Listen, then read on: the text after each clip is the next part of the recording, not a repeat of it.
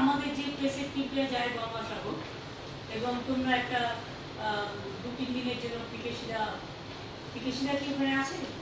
আচ্ছা, তোমরা ধরে 5 তারিখে যাও, 5 তারিখে ওখানে থাকো, সকালে বেরিয়ে যাও। পিকেশিদা তো 5 তারিখে নিয়ে যান, বেড়া যাবে। 5 তারিখটা চলে যাবে সকালে বেরিয়ে, থাকা টাকা খাওয়াটার ব্যবস্থা সব করবেন গাড়ি টাড়ি, যেরকম প্রতিবার হয়। তারপরে 6 তারিখে আমি যাব, কারণ আমার প্রোগ্রামটা পাবে। 6 তারিখে তোমাদের থেকে যেতে হবে। 7 তারিখে আমি চলে আসবো, কিন্তু তোমরা 7 তারিখে স্টে করে 8 তারিখে সকালে বেরিয়ে এসো।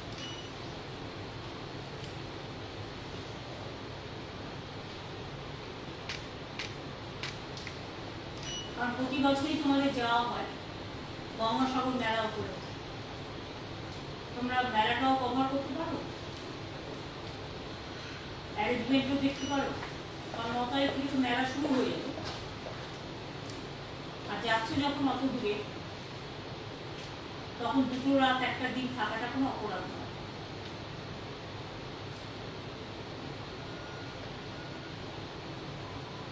এটা একটা বলার ছিল না। 2 হচ্ছে সংবাদ মাধ্যমের মাধ্যমে আমি আপনাদের সহ সকল নাগরিকবৃন্দকে আমাদের হ্যাপি নিউ ইয়ার জানাচ্ছি। আপনারা সকলে ভালো থাকুন, সুস্থ থাকুন, সুন্দর থাকুন। হ্যাপি নিউ ইয়ারের প্রোগ্রাম এখন থেকেই আমরা অ্যানাউন্স করেছি। 5 জানুয়ারিটা ছুটির দিন, কিন্তু ওই দিন আবার আমাদের ফাউন্ডেশন ডেও দলের, আমি দলের কথা কখনো এখানে বলি না, কিন্তু যেহেতু আমরা বলি মামাটি মানুষের সপ্তাহ, ওই দিবসটা আমরা মামাটি মানুষ দিবস হিসেবে পালন করি 1 জানুয়ারি। এবং 26 পূর্ণ হয়ে 27 পা দিচ্ছে। ওই দিন ব্লাড ডোনেশন করে আমাদের ছেলে মেয়েরা, অনেক সাধারণ মানুষ, প্রায় লক্ষাধিক ব্লাড বোতল ব্লাড কালেক্টেড হয়, যেটা থেকে অনেক অসহায় মানুষ বা অ্যাক্সিডেন্টাল কেস বা অন্যান্য কেস তারা সহযোগিতা পায়। যেমন গরম সময় যখন রক্ত পাওয়া যায় না, তখন পুলিশের থেকেও ব্লাড ডোনেশন ক্যাম্প করা হয়, এগুলো আমরা জানি। সুতরাং ওই দিনটা আমরা মামাটি মানুষকে ডেডিকেট করব। আর 1 জানুয়ারি যেহেতু ইংলিশ ইয়ারে, ক্যালেন্ডার ইয়ারে 1 জানুয়ারি, ওই দিনটা ছুটি আছে, কিন্তু সেই জন্য আপনাদের আগাম সবাইকে শুভকামনা এবং সবাইকে হ্যাপি নিউ ইয়ার জানাচ্ছি। 2 জানুয়ারি আমাদের অ্যাডমিনিস্ট্রেটিভ রিভিউ মিটিং ডাকা হয়েছে নবান্ন সভাঘরে বেলা 1টার সময়। সমস্ত ডিপার্টমেন্টের কাজ নিয়ে পর্যালোচনা করা হবে, জেলা থেকে শুরু করে ব্লক স্তর পর্যন্ত, রাজ্য স্তর থেকে। এই বছরের 30শে ডিসেম্বর আমি বেলা 1টায় আমি এতে যাব, সন্দেশখালীতে একটা পাবলিক ডিস্ট্রিবিউশনের প্রোগ্রাম নিয়েছি। কারণ ইলেকশনের আগে আমাকে অনেকে জিজ্ঞেস করেছিল, দিদি আপনি সন্দেশখালী গেলেন না? আমি বলেছিলাম আমি যাব, পরে যাব।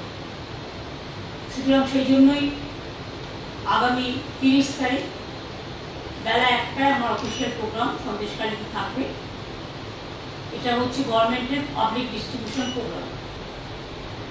ইতিমধ্যে আপনারা জানেন যে আমরা যেগুলো আমাদের কাছে পেন্ডিং ছিল, বিভিন্ন লক্ষ্মীর ভাণ্ডার থেকে শুরু করে, বাংলার বাড়ি থেকে শুরু করে আমরা অনেকটাই করতে পেরেছি।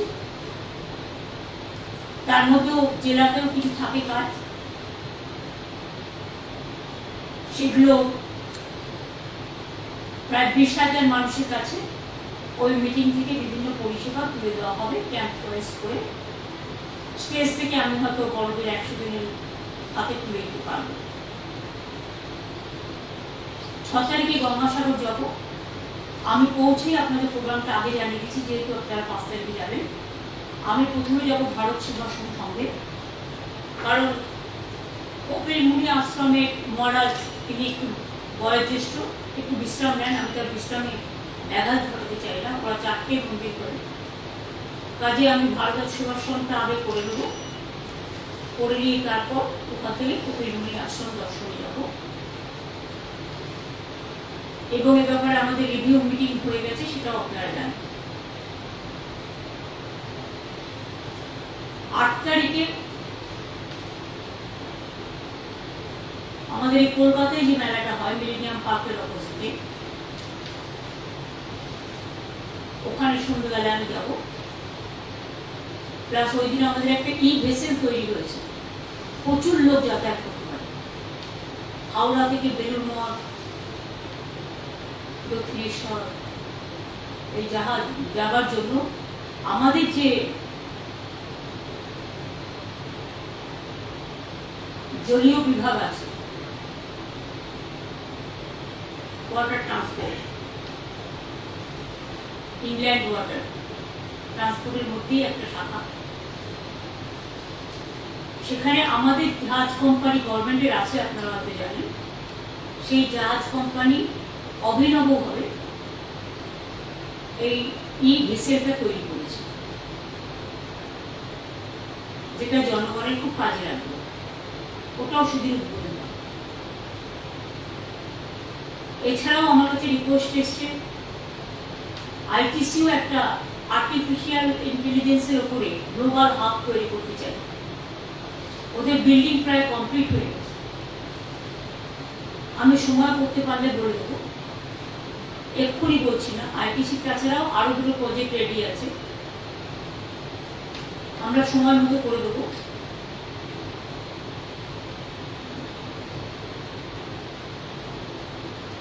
এছাড়াও আপনারা তো জানেন 13 তারিখ থেকে সবাই চলে যাবে গঙ্গাসাগর মেলার জন্য, কারণ 14-15 যে পুণ্য স্নান আছে তার ডিটেলস আপনাদের সাথে নিয়ে আলোচনা করে নিয়েছি আগে, এগুলো অলরেডি বলাও হয়েছে। সুতরাং এই ইনফরমেশনগুলো আপনাদের পাঠান করলাম।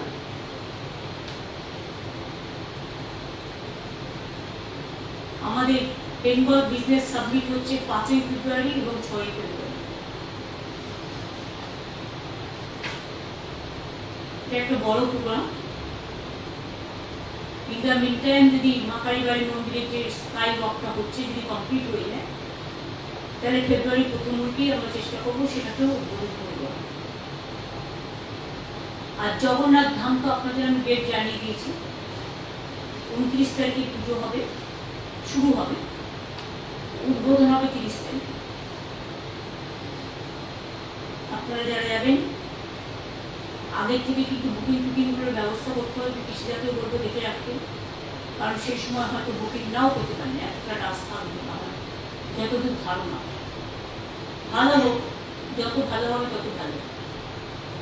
এছাড়া জানুয়ারি মাসে 28 তারিখে সম্ভবত বই মেলা আছে, কলকাতা ইন্টারন্যাশনাল বুক ফেয়ার, নানা রকম মেলা গ্রামে গঞ্জে চলছে।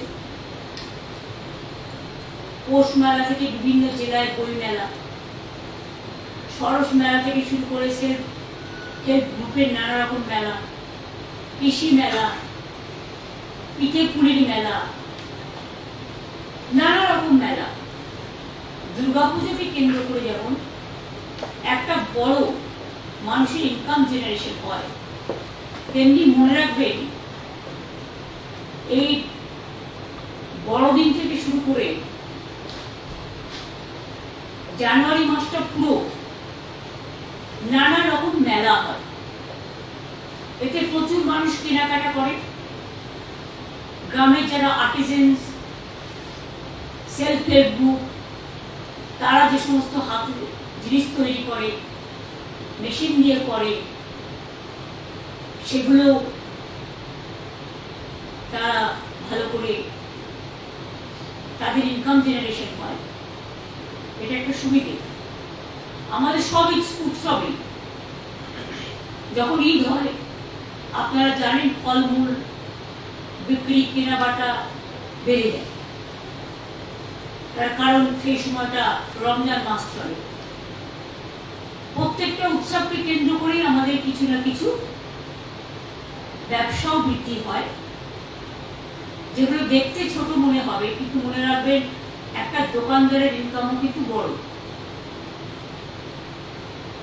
দোকানদারের কিন্তু পিলার অফ দা ইকোনমি, কারণ সেখানেই কিন্তু খুচরো বাজার থেকে শুরু করে যে দোকানদার বড় বাজার যেমন আছে, ছোট বাজারও আছে।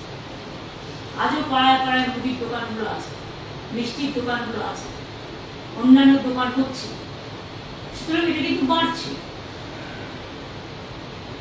এগুলো বলা। আর মিষ্টি হাব, যেটা আমরা মিষ্টি, আপনারা জানেন একটা মিষ্টি ব্যবসায়ীদের জন্য একটা প্রোগ্রাম হয়েছিল, আমি নিজে গিয়ে উদ্বোধন করে দিয়েছিলাম। এবার তারা করছে দীঘায় 7, 8, 9 সম্ভবত জানুয়ারিতে। আমি ওখানে ডক্টর মানবপ্রিয়া, অখিল গিরি ওদের যেতে বলেছি।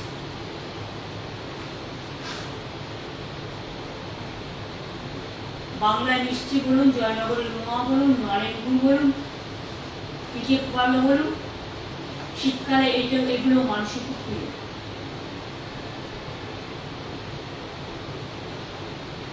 এছাড়াও আজকে ক্যাবিনেটে কয়েকটা আমরা প্রিন্সিপাল ডিসিশন নিয়েছি। আলিপুর চিড়িয়াখানার ঠিক অপোজিটে, আগে আপনারা দেখতেন আলিপুর চিড়িয়াখানায় মাত্র একটা দরজা ছিল বেরোবার, একটা ঢোকা। কিন্তু আমাদের সরকার আসার পরে প্রায় 12টা আমরা গেট করে দিয়েছি, ঢোকার বেরোবার। তারপরে ওখানে একটা রোডওয়ে ব্রিজ যেটা বলা হয়, সেটাও করে দেওয়া হয়েছে। এবং কালকে প্রায় লক্ষাধিকের ওপর মানুষ চিড়িয়াখানায় এসেছে। আজকেও আমি যখন বাড়ি থেকে আসছিলাম দেখলাম প্রচন্ড ভিড়। সব জায়গাতেই মানুষ যান, কারণ বাংলার মানুষরা একটু ভ্রমণ ভালোবাসে। বাচ্চাদের নিয়ে একটু বেড়াতে যাওয়া, দেখতে যাওয়া, এটা পছন্দ করে। সুতরাং এই হিসেবে বিভিন্ন জায়গায় এখন লক্ষ লক্ষ মানুষের সমাগম হচ্ছে। এটাও একটা বড় ব্যাপার।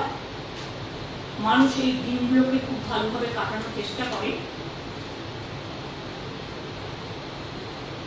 এবং এই আলিপুর চিড়িয়াখানার অপোজিটে একটা জায়গা আছে, ওখানে একটা ছোট্ট অ্যাকোয়ারিয়াম ছিল, অনেক দিনের পুরনো, এবং অ্যানিম্যাল হাজবেন্ডারি, পশু চিকিৎসার একটা ছোট্ট জায়গা ছিল। কিন্তু বাকিটা টোটালটাই আনইউজ ছিল। ওই জায়গাটায় আমরা একটা বিরাট বিগ বাজার করতে যাচ্ছি। ল্যান্ডটা আমরা জাস্ট ইন প্রিন্সিপাল এগ্রিড করেছি ওই জায়গাটা, কিন্তু যেই করুক যাই করুক ওখানে একটা ছোট্ট অ্যাকোয়ারিয়াম থাকবে। আর পশু হসপিটালটা বা চিড়িয়াখানা জুয়ে জায়গায় ওরা করে নেবে। সুতরাং এখানে কোনো অসুবিধা হবে না। সব ডিপার্টমেন্ট কথা বলেই সিদ্ধান্ত নিয়েছে। দুই হচ্ছে, আপনারা অনেকেই জানেন না, আলিপুর মিউজিয়ামের অপোজিটে একটা জায়গা ছিল, সেখানে একটা বিরাট কাঠামো তৈরি হচ্ছে, যেটা লেদারের ব্যাগ। আমাদের সব লেদার ইন্ডাস্ট্রি তো বিরাট, 5 লক্ষ লোক কাজ করে, এবং সারা ভারতবর্ষে যত লেদার হাব সব কিন্তু এখানে এসে গেছে। ফলে আমাদের লোকেরাই কিন্তু সমস্ত ব্যাগ থেকে শুরু করে, জুতো থেকে শুরু করে, চামড়া বিভিন্ন দেশে এক্সপোর্ট করে। কিন্তু এটা তো বাংলার অনেক মানুষ পায় না হাতের কাছে, তাদের নানা রকম ব্র্যান্ডে কিনতে হয়। সেই জন্য আমরা মেয়েরা যাতে ব্যাগ পায়, ছেলেরা ব্যাগ পায়, জুতো পায়, ওই আলিপুর মিউজিয়ামের অপোজিটে যে কাঠামোটা, যে বিল্ডিংটা তৈরি হচ্ছে, ওটা আমরা অর্ধেক দেবো লেদারের জিনিস বিক্রি করার জন্য। ঘরের সামনে মানুষ পেয়ে যাবে, মেয়েরা খুশি হবেন, ছেলেরাও খুশি হবেন। মেয়েদেরও যেমন চামড়া জিনিস কাজে লাগে, ছেলেদেরও লাগে। আর অর্ধেকটা আমরা করব বাংলার শাড়ি, অর্থাৎ তাঁতিদের তৈরি। সব জেলা থেকেই কিছু না কিছু আসবে, যা ঘরের কাছে মানুষ পেয়ে যাবে। সেটাও হচ্ছে। এই ধরনের অনেকগুলো জায়গাতেই অনেকগুলো জিনিস তৈরি হচ্ছে।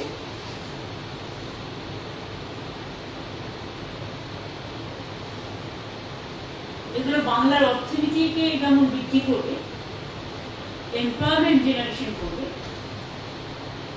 এবং এমপ্লয়মেন্ট জেনারেশনের মধ্যে দিয়ে ভাই বোন সকলে নিজের পায়ে দাঁড়াবার একটা সুযোগ পাবে।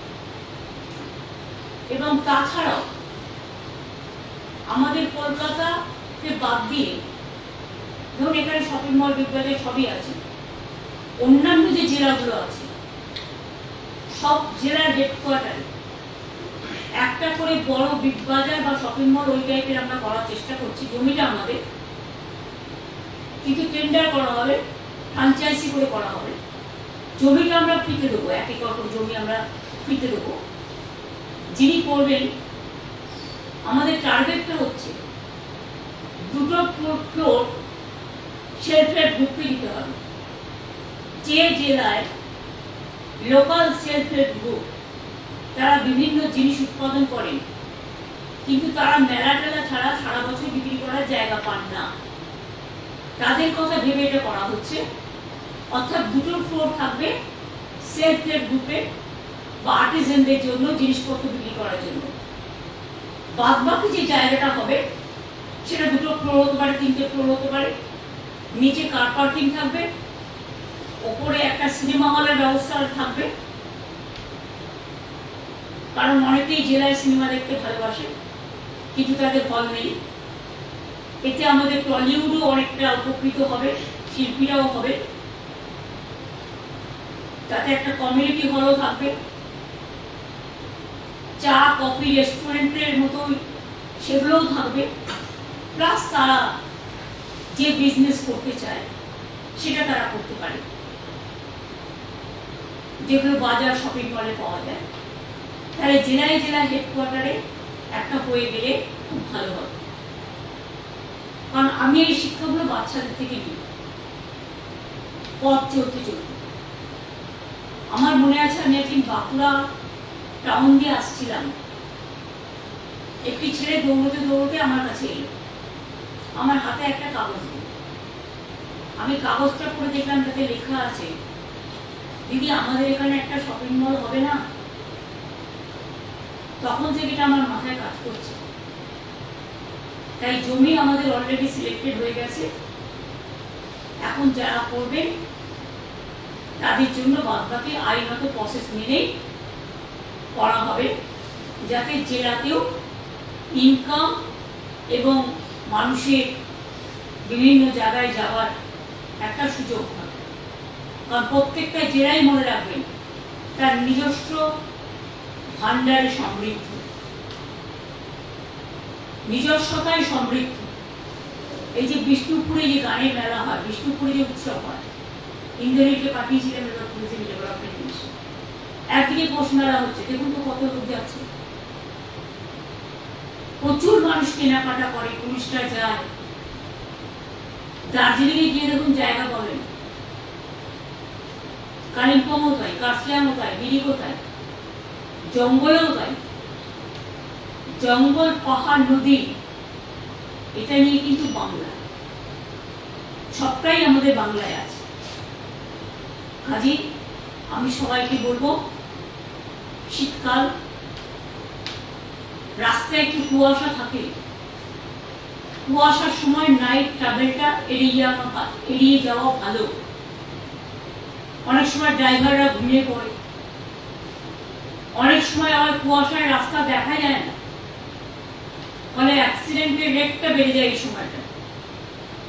আমরা তো সেফ ড্রাইভ করবো, পুলিশেরও যেমন একটা দায়িত্ব আছে, সাধারণ মানুষকেও বলবো, গভীর কুয়াশা থাকলে, যখন থেকে কুয়াশা পড়বে এবং সকালবেলাও কুয়াশাটা থাকে ভোরবেলা 5টা অবধি, সুতরাং কুয়াশার টাইমটা একটু বেটার। সাবধানে গাড়ি চালানো, যাদের খুব ইমার্জেন্সি তাদেরকে চালাতেই হবে, কিন্তু সাবধানে, খুব আস্তে আস্তে, স্পিড মেনটেন করে, যাতে কোনো অসুবিধে না হয়, কেউ কোনো বিপদে না হয়। কারণ যেই বিপদে পড়ুক না কেন, বিপদটা কিন্তু আমাদের সকলের গায়ে লাগে। আর একটা কথা আমি বলবো, এই শীতকালটায় আগুন পোয়াতে গিয়ে কিন্তু অনেক জায়গায় আগুন লেগে যায়। এটা যে ইচ্ছাকৃত সেটা আমি বলবো না, কিন্তু যারা বিভিন্ন বস্তিতে থাকেন, বিভিন্ন এলাকায় থাকেন,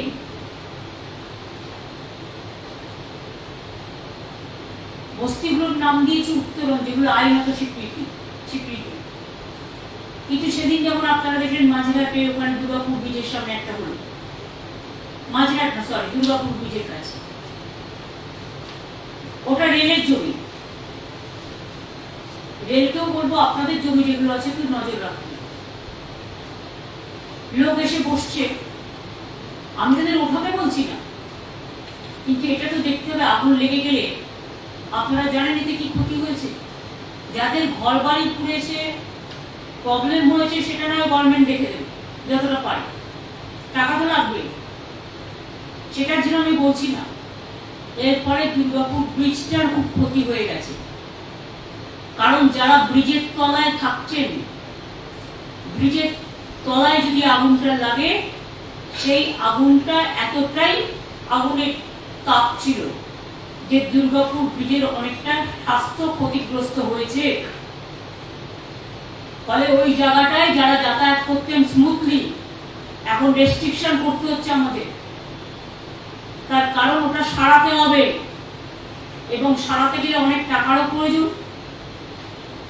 এই সবে মাঝেরহাট ব্রিজ আপনারা দেখলেন কিভাবে ভেঙে গেছিল, সেই মাঝেরহাট ব্রিজকে নতুন করে সারিয়ে তোলা হলো। এরকম অনেক ব্রিজ ভেঙে গেছিল, নতুন করে সারিয়ে তোলা হয়েছে। ব্রিজেরও একটা হেলথ আছে, এটা ভাববেন না যে ব্রিজের হেলথ নেই, তাদের স্বাস্থ্য আছে। সুতরাং অনেকটাই আমরা টিম পাঠিয়ে পরীক্ষা করেছি, এবং পরীক্ষা করার পরে বলা হচ্ছে যে fire brigade, police, corporation, transport department সবাই মিলে পরীক্ষা করেছে, এবং পরীক্ষা করতে গিয়ে দেখেছে যে ব্রিজের ক্ষতি হয়েছে, আগুনের তাপ ব্রিজটাকে আক্রান্ত করেছে। সুতরাং মানুষের ক্ষতিতেও আমরা যেমন ব্যথিত হই, একটা ব্রিজ যদি কোনো রকম নষ্ট হয়ে যায়, সাধারণ মানুষ, লক্ষ লক্ষ মানুষের অসুবিধা হয়। এটা নিজেরা একটু দেখে রাখবো না, যেখানে থাকবো আগুন আমি সেখানেই পোয়াবো যেখানে বাড়ি ঘর নেই, ফাঁকা জায়গা, বা সেটা আগুন পুড়িয়ে আমি আগুনটা নিভিয়ে দেবো। এগুলো সতর্কতা অবলম্বন করার জন্য বলা হচ্ছে, বা সেইটুকুই আমার বলা ছিল। Thank you so much. কি হলো আবার? অন্য কোনো কোশ্চেনের মধ্যে আপনারা যাবেন না প্লিজ, যাবেন না প্লিজ। আমি যেগুলো বললাম আমার এগুলো বলার ছিল, আমি অনেকগুলো বলেছি, কিন্তু অন্য কোনো কোশ্চেনের মধ্যে আমি এখন যাবো না। এটা তো পলিটিক্যাল জায়গা না, এটা তো গভর্নমেন্টের জায়গা।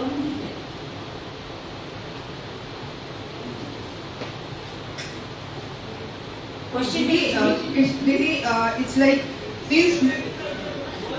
since many of the opposition of Indian bloc, many of the Indian bloc leaders want you to lead the India bloc as well. Today the statement has come from the AAP where they are saying that they will request the India bloc leader to remove Congress from the bloc. Please don't ask me all this question. I am not, this is not the place to reply all these questions, because this is a government platform. Here I cannot discuss the political things. And I have a great respect for all the political parties. I wish them very good New Year, bright New Year, and I hope for their safe and sound journey. Let the happy New Year bring a joy for all of us. আমার মনে হয় আপনারা অন্য কোনো সময় political কোনো question আমার থাকলে আমার বলবেন, আমি তখন ঠিক আছে। সরি অনেক দিয়েছি, যা দিয়েছি তাদের কাগজ ভরে যাবে। আপনাদের জায়গায় আমার সাথে করতে পারলে, যদিও আগে আমি কাজে যদি আপনাদের মতো আমি সাংবাদিকতা করতে পারতাম, এর থেকে আমি 20টা পয়েন্ট বের করে দিতাম। থ্যাংক ইউ, ভালো থাকবেন, সুস্থ থাকবেন। Happy New Year to your family members, your colleague, your editor, and all.